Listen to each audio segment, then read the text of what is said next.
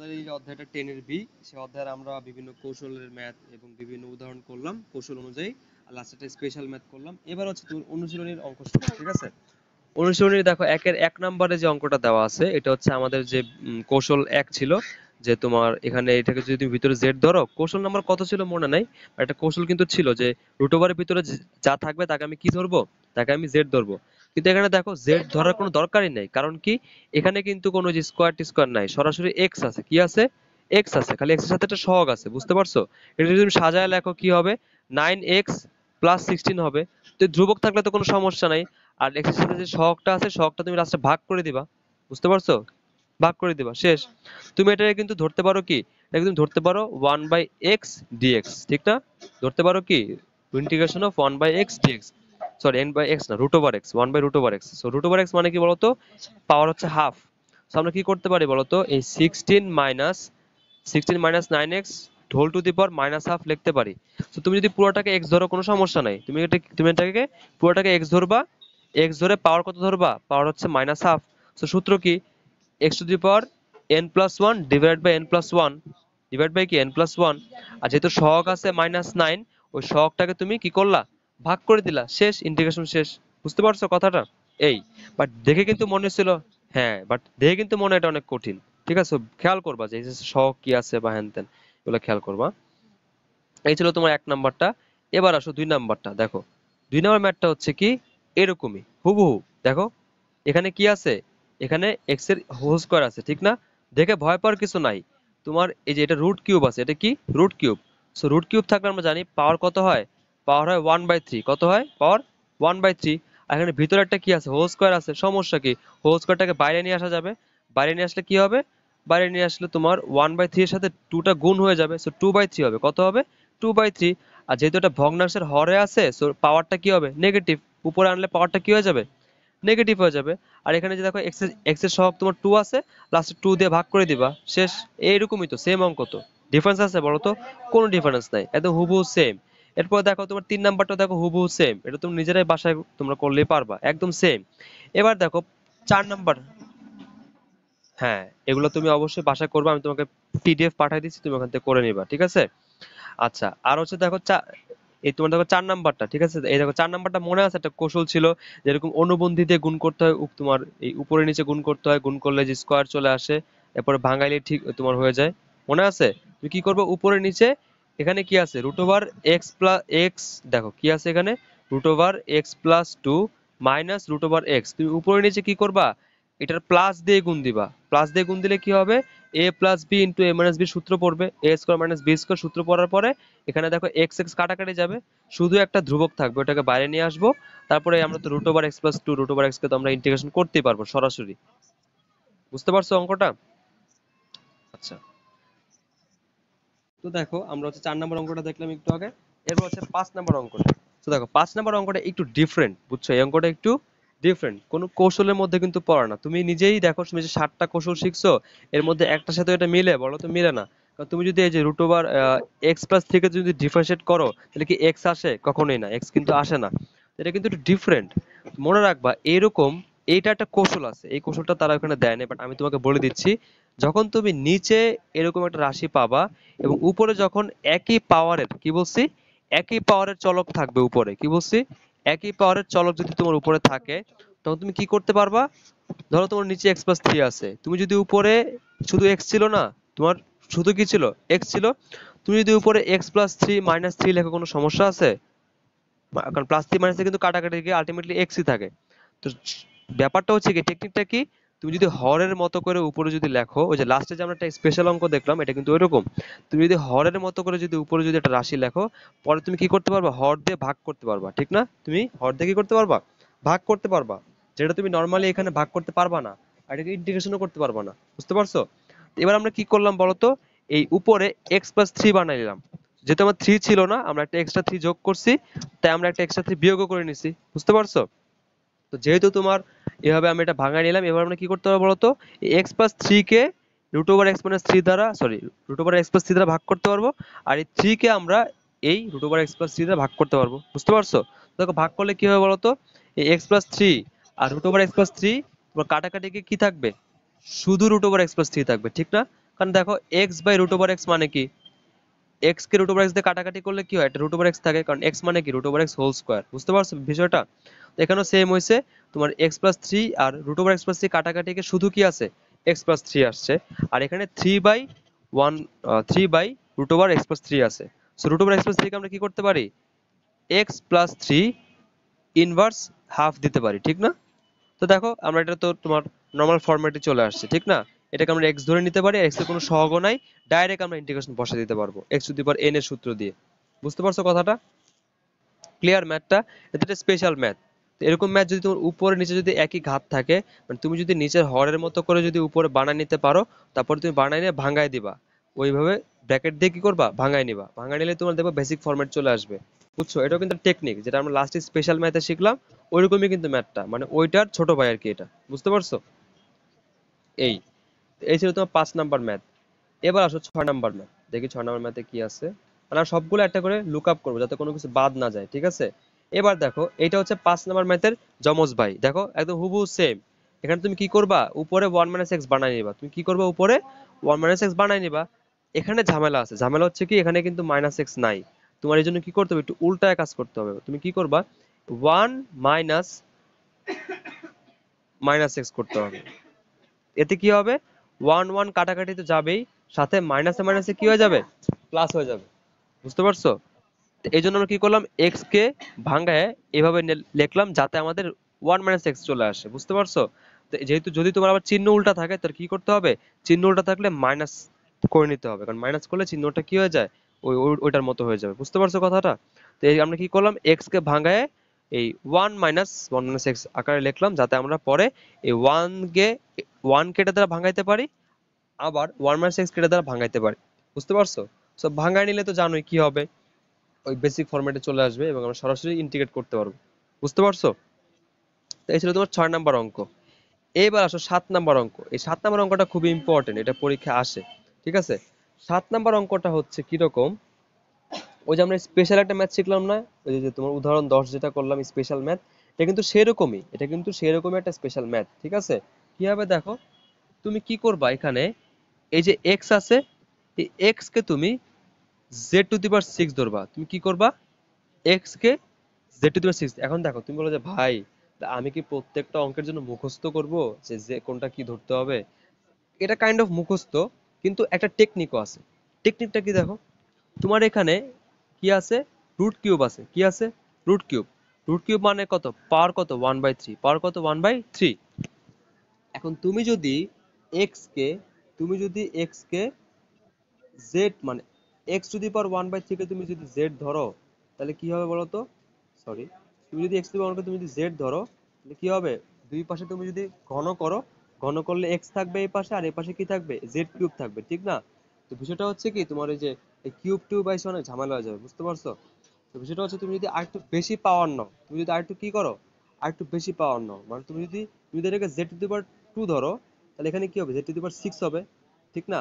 আর এতে সুবিধা কি, এতে সুবিধা হচ্ছে উপরে যে রুট ওভার এক্স আছে, রুট ওভার এক্স কে কিন্তু তুমি এই জেড এর আকারে লিখতে পারো।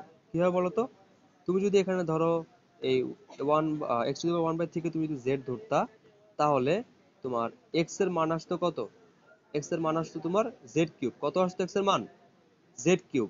তো আমি কেন এক্স টু দি পাওয়ার, ওই যে আমাদের যে উদাহরণটা স্পেশাল যে উদাহরণটা, এখানে কিন্তু আমরা কি করছিলাম বলতো, এক্স টু দি পাওয়ার 1/4 কে জেড ধরছিলাম, ঠিক না? তো এখানে তো আমরা সেটা করতে পারতাম, পারতাম না বলতো?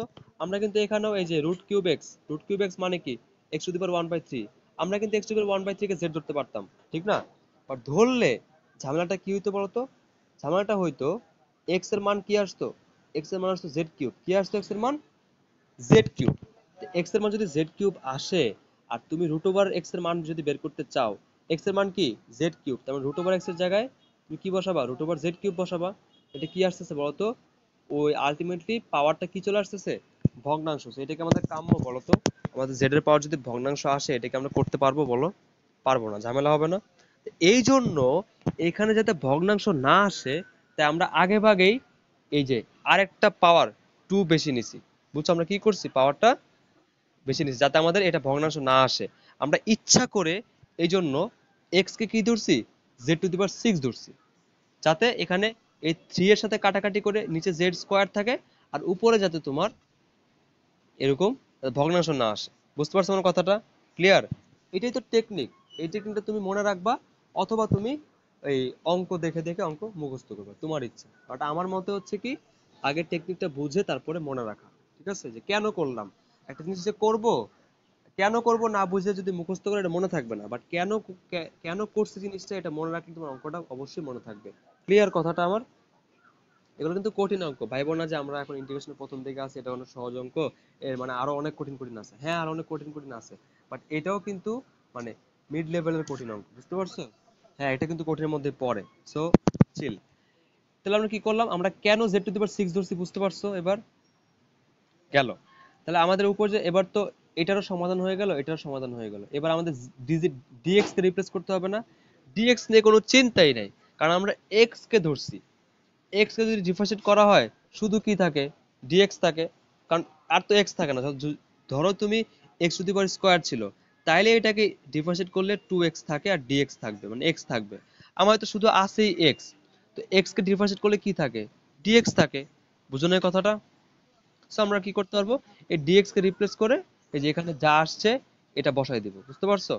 তো দেখো, এটা বসাই দেওয়ার পরে ডিএক্স এর জায়গায় আমরা যদি 6 z to the power 5 dz বসাই, আর রুট ওভার এক্স এর জায়গায় আমরা যদি জেড কিউব বসাই, আর কিভাবে আসছে বুঝছোই তো। এক্স কে যেহেতু আমরা z টু দি পাওয়ার 6 ধরছি, সো এটার যদি রুট করি, রুট মানে কি? z to the power 6 whole to the power half. তো কাটাকাটি করলে কি হয়? তোমার কিউব থাকে। কি থাকে? কিউব থাকে, জেড কিউব থাকে। তার মানে রুট ওভার এক্স মানে কি? Z cube. তো এখানে ক্যালকুলেশন গুলো দেখায় নাই আর কি, যে কিভাবে হয়েছে, তোমাকে আমি এটা দেখাই নিলাম। আর এটাকে তো তুমি সরাসরি এই এক্স কে তুমি জেড টু দি পাওয়ার 6 ধরছো, সো রুট কিউব আছে মানে কি 1/3 আছে। সো কাটাকাটি করলে কি থাকবে? জেড স্কোয়ার থাকবে। কি থাকবে? Z square. আচ্ছা, তার মানে নিচে কি আসলো? 1 + z² আসলো। আর ওইখানে আবার z to the power 5 into Z cube আসলো। সো এটার মানে কি? z টু দি পাওয়ার 8। এটার মানে কি? z টু দি পাওয়ার 8। আর 6 যে কনস্ট্যান্টটা আছে, সে কনস্ট্যান্টটাকে আমরা বাইরে নিয়ে আসলাম। বুঝতে পারছো আমার কথাটা? বাইরে নিয়ে আসলাম। এইবার তো বাবাজি, ওই উদাহরণ 10-এ যেরকম ঝামেলা ছিল, যে আমরা এটা ভাঙাইতে পারবো না, তাই এই নিচের হরের মতো করে উপরে বানাই নিতে হবে, এরকম ছিল না জিনিসটা? তো এখানেও ভাই এরকম করতে হবে। আর এটা অনেক প্যারার কেন? কারণ এখানে পাওয়ার কত? 8, আর এখানে পাওয়ার কত? 2। তো ওটা বানাতে বানাতে জিনিসটা লম্বা হয়ে যায়, অনেক কি হয়ে যায়? অনেক লম্বা হয়ে যায়। বুঝতে পারছো? আচ্ছা, লম্বাটা আমরা কেমনে করব দেখো। এখানে সরাসরি বসাই দিচ্ছে, বাট আমরা সরাসরি বসালে তো বুঝবো না, ঠিক না?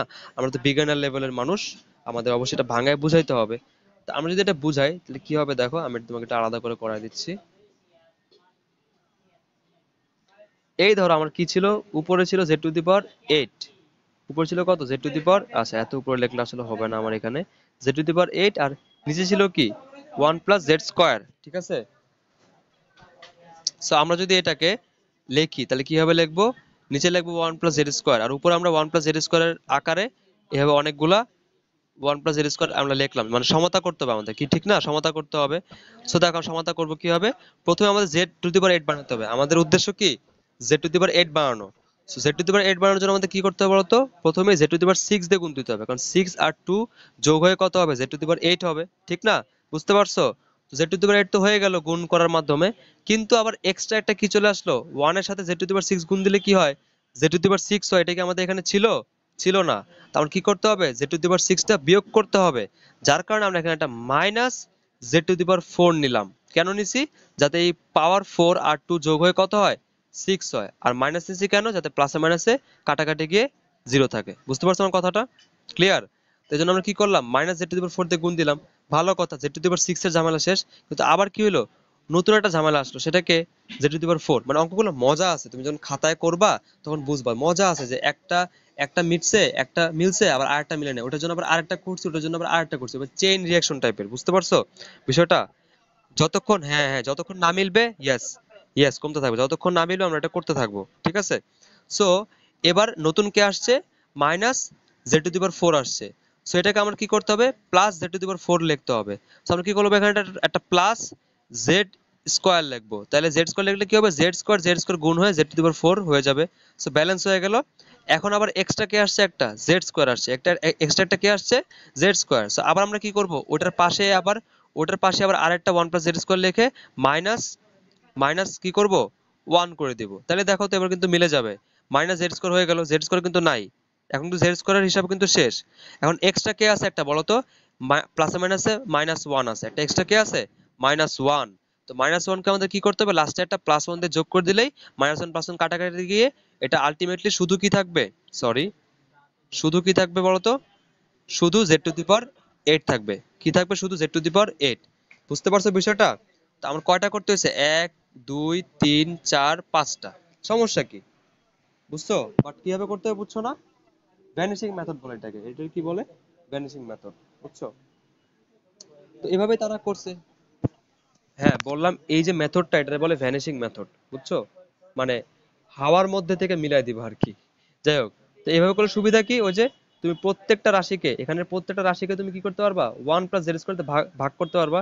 তোমার কাটাকাটি যাবে না এভাবে, প্রত্যেকটা রাশিতে কি হবে, কাটাকাটি যাবে, গিয়ে শুধু কি থাকবে, z⁶, z⁴, z⁴, 1/1 + z², আর লাস্টেরটা কি থাকবে, 1/1 + z² থাকবে। বুঝতে পারছো? ওরা এটা কি করছে সরাসরি, দেখো ওরা সরাসরি এটা লিখে দিছে, যেটা ভাঙানোর পর আসে সেটা লিখে দিছে, দেখো। বুঝতে পারছো এখন? এই দেখো z⁶, z⁴, z⁴, এগুলো ভাঙায় লিখে দিছে। ক্লিয়ার? বুঝতে পারছো? আচ্ছা, তো বুঝতে পারছো এখানে প্রত্যেকটা রাশি কিন্তু x⁴n এর ফরম্যাটে আছে, ঠিক না? লাস্টে শুধুমাত্র একটা 1/1 + z² আছে। এবার তুমি চিন্তা করো যে কাকে ডিফারেন্সিয়েট করলে 1 + z² পাওয়া যায়। মনে আছে tan ইনভার্স x এর কথা? tan ইনভার্স x কে আমরা যদি ডিফারেন্সিয়েট করি তাহলে কি হয়, 1/1 + x² হয়। সেটা কিন্তু হুবহু সেম ফরম্যাট। সো তুমি যদি এখানে tan ইনভার্স z কে ডিফারেন্সিয়েট করো, এটা চলে আসবে। তার মানে এটাকে ইন্টিগ্রেট করলে কাকে পাওয়া যাবে, tan ইনভার্স z কে পাওয়া যাবে। বুঝতে পারছো? That's it. সেখানে আমরা কি করব, এটাকে ইন্টিগ্রেট করলে কাকে পাওয়া যাবে, tan ইনভার্স z কে পাওয়া যাবে। শেষ। তো সবগুলো কিন্তু আমাদের বেসিক ফরম্যাটে চলে আসলো। বুঝতে পারছো ম্যাথটা? এই হচ্ছে এইটা। দেখো এবার হচ্ছে 8 নম্বর ম্যাথ। এই 8 নম্বর ম্যাথটা আসলে কৌশলের বাইরে, মানে স্পেশাল ট্রিকি ম্যাথ আর কি। তো দেখো এই ম্যাথটা খুবই সুন্দর, মানে আগের গুলোর মতো না, খুবই ছোট্ট একটা ম্যাথ, বুঝছো? মানে বুদ্ধি চলে আসলে অঙ্ক খুব সহজে হয়ে যাবে, আর যদি বুদ্ধিটা না আসে তুমি অঙ্ক পরীক্ষার হলে জীবনে মিলাতে পারবে না, বুঝছো? তো এই জন্য বেস্ট ওয়ে কি, বেস্ট ওয়ে হচ্ছে সবগুলো অঙ্ক একদম মনে রাখা, প্র্যাকটিস করা, ঠিক আছে? তো যাই হোক, তো দেখো এটাকে আমরা কিভাবে করতে পারি। এটার মজার বিষয় হচ্ছে এখানে √x + x আছে, ঠিক আছে? তো তুমি যদি এখানে ওই এক্স কে z² ধরে টরে করতে পারো, কোনো সমস্যা নাই, কিন্তু ওটাতে ঝামেলা হয়ে যায় বেশি। তো এটাকে আর শর্টকাটে করা যায় কিভাবে, এক্স মানে কি, এক্স মানে হচ্ছে √x², ঠিক না? তো তুমি যদি এখানে √x কমন নাও তাহলে কি থাকবে, এই পাশে থাকবে 1 আর এই পাশে থাকবে √x, নাকি? তাই তো? এখানে কি করা হয়েছে, √x টা কমন নেওয়া হয়েছে, বুঝতে পারছো? তো কমন নেওয়ার ফলে কি হয়েছে বলতো, এখানে 1 + √x আছে। তো বললা তো ভাই, তো এটার ধরে লাভ কি হলো আমার, ঠিক না? এটা করে আমার লাভ কি হলো, লাভটা এখন বুঝবা। এই যে 1 + √x আসছে, এইটাকে তুমি যদি z ধরো, হ্যাঁ, এটাকে যদি তুমি z ধরো তাহলে সুবিধা কি, 1 + x কে ডিফারেন্সিয়েট করলে কি পাওয়া যায়, 1/x 1/√x dx পাওয়া যায়। কি পাওয়া যায়, 1/√x dx পাওয়া যায়। বুঝতে পারছো কিভাবে, দেখো তুমি দুই পাশে ডিফারেন্সিয়েট করো, ডিফারেন্সিয়েট করলে কি হবে, 1 কে ডিফারেন্সিয়েট করলে কি হয়, 0 হয়। আর √x কে করলে কি হয় বলতো, 1/2√x হয়, তাই তো? আর ওই পাশে ddx অফ z থাকবে, ঠিক না? তাহলে দেখো তুমি যদি এবার একটা কাজ করো, তোমার এখানে দেখছো কি আছে, এখানে কিন্তু dx বাই 1 বাই, মানে dx বাই √x আছে। তুমি যদি dx টাকে যদি তুমি এই বাম পাশে নিয়ে আসো আর 2 টাকে তুমি যদি ডান পাশে নিয়ে যাও তাহলে কি হয় বলো তো, তাহলে হয় তোমার dx বাই √x, আর 2 ওই পাশে নিয়ে গেলে কি হবে, 2dz হবে, ঠিক না? দেখছো আমরা হচ্ছে এই 1 + √x কে z ধরার ফলে ম্যাজিক্যালি কি হয়েছে, dx বাই √x চলে আসছে। তাইলেই তো আমার হয়ে গেল নাকি, এটাই তো শর্ত। তার মানে আমি কি করতে পারবো, এই dx বাই √x কে আমরা 2dz দ্বারা রিপ্লেস করতে পারবো। সো আমরা dx বাই √x কে আমরা রিপ্লেস করে কি লিখলাম, 2dz লিখলাম। আর নিচে কি ছিল, নিচে ছিল z। সো এই তো আমাদের বেসিক ফরম্যাট চলে আসছে, 1/z কে ইন্টিগ্রেট করলে কি হয়, ln z হয়। শেষ। বুঝতে পারছো? দেখছো এটা কিন্তু সুন্দর একটা অঙ্ক।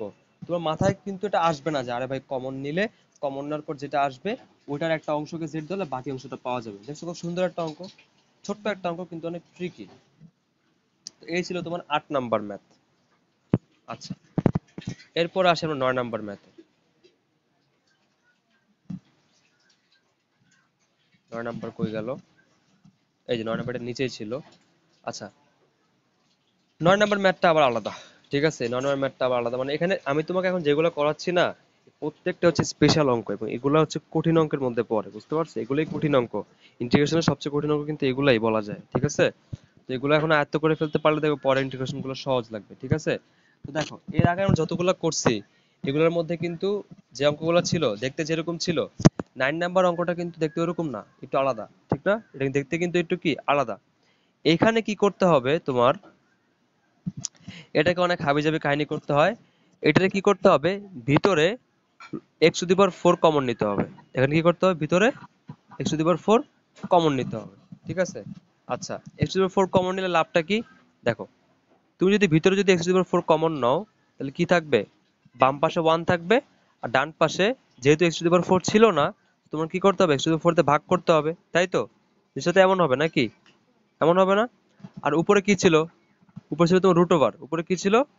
রুট ওভার ছিল। সেবার যদি তুমি এই এক্স টু দি পাওয়ার 4 কে যদি তুমি আলাদা করে লেখো, তাহলে কি হবে? রুট ওভারের সাথে পাওয়ার 4, তোমার কাটাকাটি গিয়ে কত থাকবে? এক্স স্কোয়ার থাকবে, কারণ রুট ওভারের পাওয়ার কত? হাফ। আর এক্স এর পাওয়ার কত এখানে? 4। সো কাটাকাটি করে কি থাকবে? স্কোয়ার থাকবে। কি থাকবে? স্কোয়ার। সো তুমি যদি এক্স টু দি পাওয়ার 4 কে যদি বাইরে নিয়ে আসো, তাহলে এটা কি হয়ে যাবে? এক্স স্কোয়ার হয়ে যাবে। বুঝতে পারছো এখানে কি করা হয়েছে?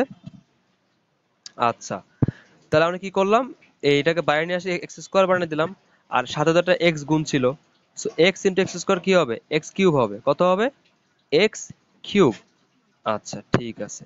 এই যে এখন জিনিসটা মজা বুঝো, এই যে এক্স স্কোয়ার আসলো না, এই 2 কে ধরো তোমার ইনভার্স কত? এটা কি 1 বাই এক্স স্কোয়ার না? তার মানে কি এক্স ইনভার্স 2। এটার মানে কি এক্স ইনভার্স 2। তুমি যদি এটাকে ডিফারেন্সিয়েট করো, তাহলে কি আসে? -2 এক্স টু দি পাওয়ার -2 -1, মানে পাওয়ারটা কত? -3। পাওয়ারটা কত? -3। এখানে পাওয়ার কত? +3। বুঝতে পারছো? আর এই +3টা আসলে কোথায় আছে? নিচে, মানে 1 বাই এক্স কিউব, মানে এক্স ইনভার্স কত? 3। বুঝছো বিষয়টা কতটা ম্যাজিক এখানে কাজ করছে? এটাকে জেড ধরার ফলে এই 1 বাই এক্স কিউব মানে এক্স টু দি পাওয়ার 3 কিন্তু এখানে আমার ডিফারেন্সিয়েশনে চলে আসছে। বুঝতে পারছো? এটাই কিন্তু ফ্যাক্ট। জেড ধরার ফ্যাক্টই কিন্তু এটা। আমি এমন কাউকে জেড ধরবো যাতে বাকিটা ডিজেড এর মাধ্যমে চলে আসে। বুঝতে পারছো? তো আমি এটাকে সুবিধা হলো কি, x to the power 4 common নেওয়ার ফলে কি হলো, এখানে এক্স কিউব হয়ে গেল, আর ভিতরে কি হইলো? 1 by x to the power 4 হইলো। আর 1 by x to the power 4 কে কি করা যায়? 1 by x square whole square লেখা যায়। ঠিক না? আর এই 1 বাই এক্স স্কোয়ার যদি আমি জেড ধরি, তাহলে কি হবে? কি হবে? ওটাকে ডিফারেন্সিয়েট করলে এখানে যে 1 বাই এক্স কিউব সেটা পাওয়া যাবে। বুঝতে পারছো কথাটা? সো আমি যদি এটাকে ডিফারেন্সিয়েট করে, দেখো কি হচ্ছে, 1 বাই এক্স স্কোয়ার মানে কি? X inverse 2। তো এক্স ইনভার্স 2 কে যদি আমি ডিফারেন্সিয়েট করি, তাহলে কি হয়? -2 এক্স টু দি পাওয়ার -2 -1, মানে কত হচ্ছে? এটা তোমার দাঁড়াচ্ছে হচ্ছে -2 এক্স টু দি পাওয়ার -3। আর -3 মানে কি? 1 by x to the power 3। ঠিক না? তার মানে আমার এখানে এটাকে ডিফারেন্সিয়েট করলে কি আসে? ডিফারেন্সিয়েট করলে আসে তোমার -2 into 1 by x to the power 3। আর দেখছো, এই যে 1 by x to the power 3 dx, এটা কোথায় আছে? এখানে আসে না, বলো তো? বুঝতে পারছো কথাটা? আমি এই ভিতরে যে 1 বাই এক্স স্কোয়ার, এটাকে যদি আমি জেড ধরি, তাহলে এটাকে ডিফারেন্সিয়েট করলে কি চলে আসে? এই পুরোটা চলে আসে, মানে 1 বাই এক্স কিউব ডিএক্স চলে আসে। বুঝতে পারছো? তো আমরা এবার কি করতে পারবো, এই 1 বাই এক্স কিউব ডিএক্স কে রিপ্লেস করে এই -হাফ ডিজেড আকারে বসাই দিতে পারবো। ঠিক আছে, তো দেখো আমি যদি বসায় দেই, তাহলে কি হবে? এরকম একটা রাশি চলে আসবে। ঠিক না? এরকম একটা রাশি চলে আসবে। আর দেখো তো, আমরা কিন্তু জানি যে cos ইনভার্স এক্স কে যদি আমরা ডিফারেন্সিয়েট করি, তাহলে সেটা কি হয়? -1 বাই 1 মাইনাস এক্স স্কোয়ার হয়। সো দেখো এটা কিন্তু same format, -1 by 1 minus x square. So এটাকে ইন্টিগ্রেট করলে কি হবে? cos ইনভার্স জেড হবে। কি হবে? cos inverse Z. আর সাথে একটা তো হাফ আছে, এটা হাফ থাকলো, শেষ। আর জেড এর মানটা বসাই দিলাম। বুঝছো? এই অঙ্কটা কিন্তু একটা ট্রিকি এবং খুবই কঠিন একটা ম্যাথ ছিল তোমার জন্য। বুঝতে পারছো? ওই জেড ধরাটা, মডিফাই করাটা, এটাই হচ্ছে মেইনলি কঠিন।